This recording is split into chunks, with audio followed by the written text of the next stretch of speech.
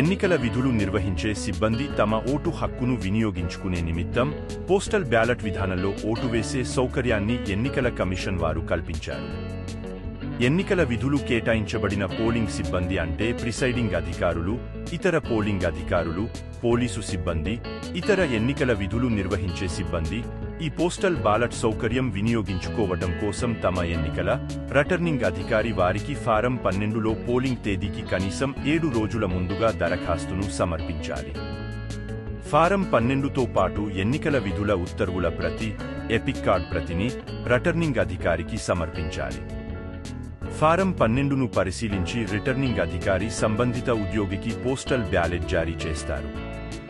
Postal బ్యాలెట్తో పాటు 4 documents అంటే 13A voter declaration form, 13B form అంటే కవర్ ఏ, ఫారం 13C అంటే కవర్ బి మరియు ఓటరుకు సూచనలతో కూడిన ఫారం 13Dలను అందజేస్తారు. పోస్టల్ బ్యాలెట్ ద్వారా ఓటు వేసేవారు ఇప్పుడు నేను తెలియచేసే సూచనలు తప్పక పాటించాలి. బ్యాలెట్ పేపర్ మీద మీకు నచ్చిన అభ్యర్థికి మీ ఓటును క్రాస్ మార్క్ ద్వారా లేదా టిక్ రూపంలో మాత్రమే నమోదు చేయాలి. బ్యాలెట్ పేపర్ మీద ఎట్టి పరిస్థితుల్లో సంతకం చేయరాదు. ఓటరు గుర్తింపు తెలిసే ఏ విధమైన గుర్తులు రాయరాదు. ఫారం 13A డిక్లరేషన్ ఫారంలో బ్యాలెట్ పేపర్ సీరియల్ నెంబర్ తప్పనిసరిగా వ్రాయాలి. ఓటర్ సంతకం తప్పనిసరిగా చేయాలి. ఓటర్ యొక్క గుర్తింపును ఫారం 13Aలో గజెటెడ్ అధికారి తప్పనిసరిగా ధృవీకరించాలి. ఓటు నమోదు చేసిన బ్యాలెట్ పేపర్ను ఫారం 13B అంటే ఇన్నర్ కవర్ ఏలో ఉంచి సీల్ చేయాలి. ఇన్నర్ కవర్ ఏపై మీ నియోజకవర్గ రిటర్నింగ్ అధికారి చిరునామా వ్రాయాలి.